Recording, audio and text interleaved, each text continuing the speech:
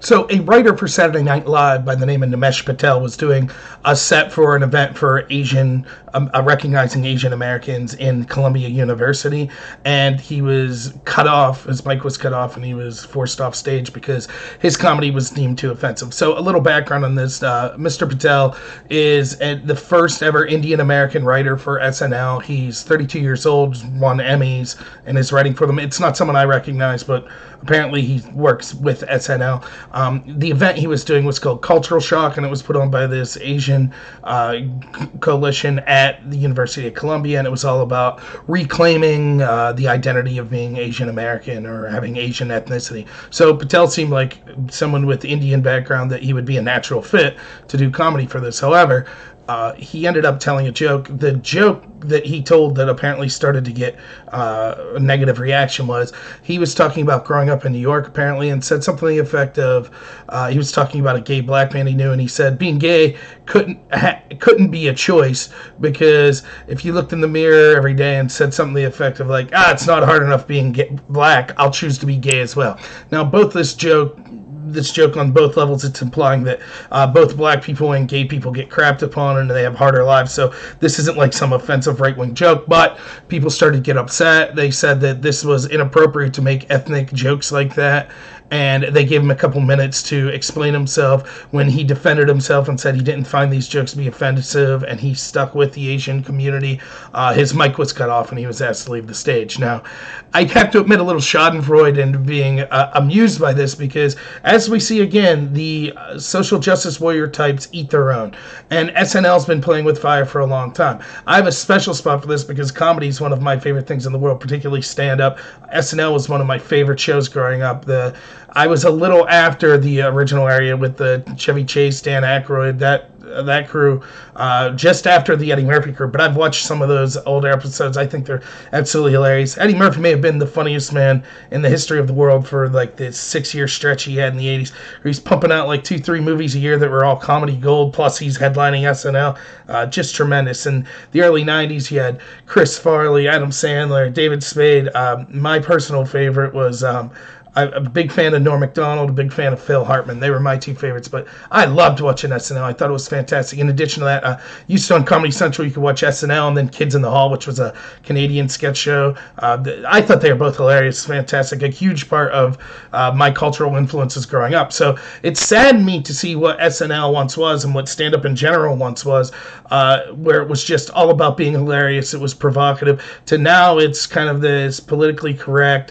It's more about making a political point. I think I saw Norm Macdonald say this best, like, you're going for laughs as a comedian, not for applause. And it seems that now a lot of comedians want to be seen as these sensitive, politically inspired, intelligent people, as opposed to people that are just there to make you laugh. So when you are someone who writes for SNL and it's all about, like, instead of being trying to be funny, they have cold openings where Hillary lost and they come out and sing Hallelujah with tears in their eyes and things like that.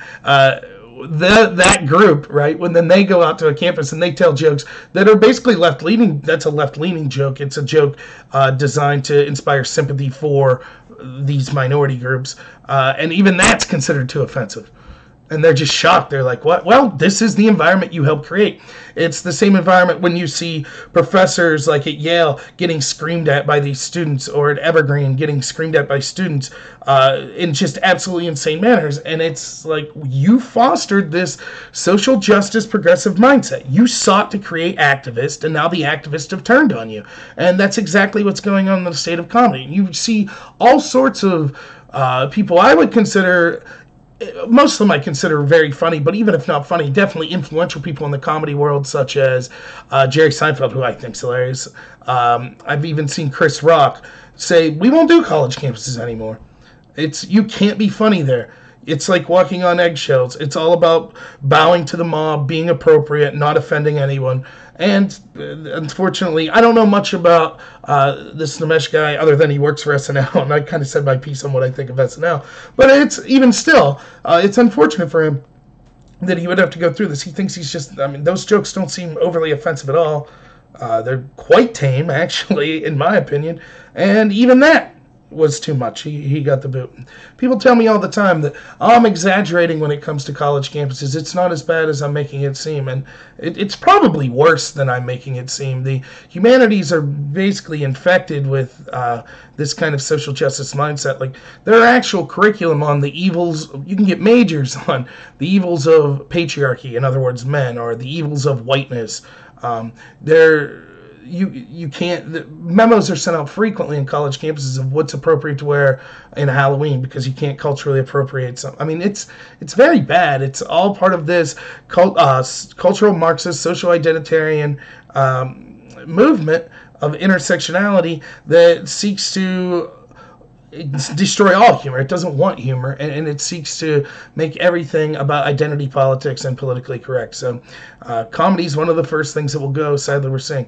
Now, I hope that moments like this could maybe mean that people reflect. Maybe the writers of SNL will reflect and say, geez, what have we been doing?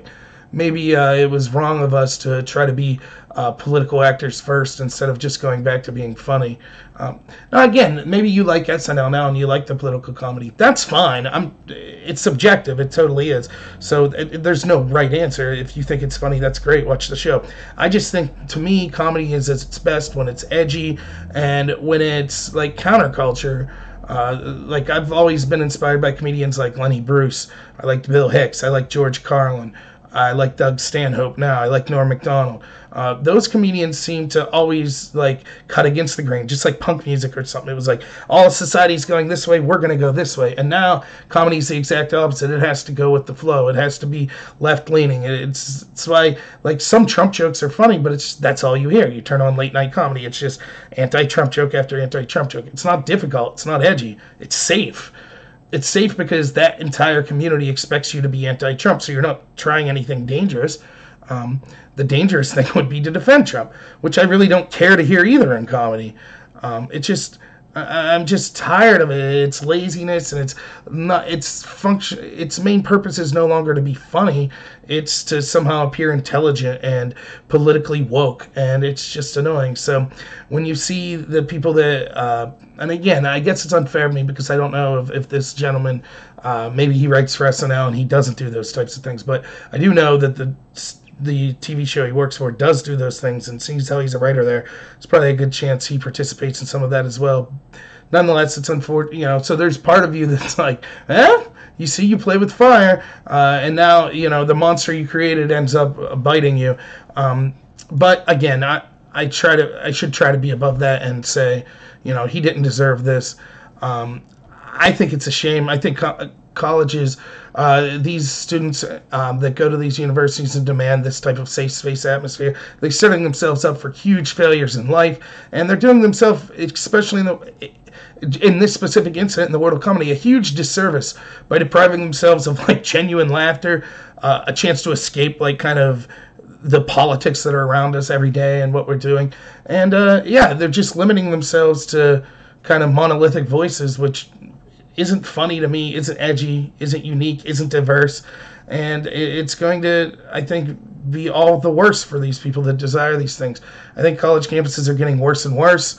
I am optimistic that possibly they're going to price themselves out of mattering because the tuition rates are going up so high, and perhaps it'll be replaced with more localized individual education that are more career-oriented, instead of a lot of these majors. And I know I have a degree in the humanities. A lot of these majors that seek to foster division and play cultural Marxism and identitarianism. So, if you like the video, like and subscribe. I'll have more stuff coming out later this week, and have a good one.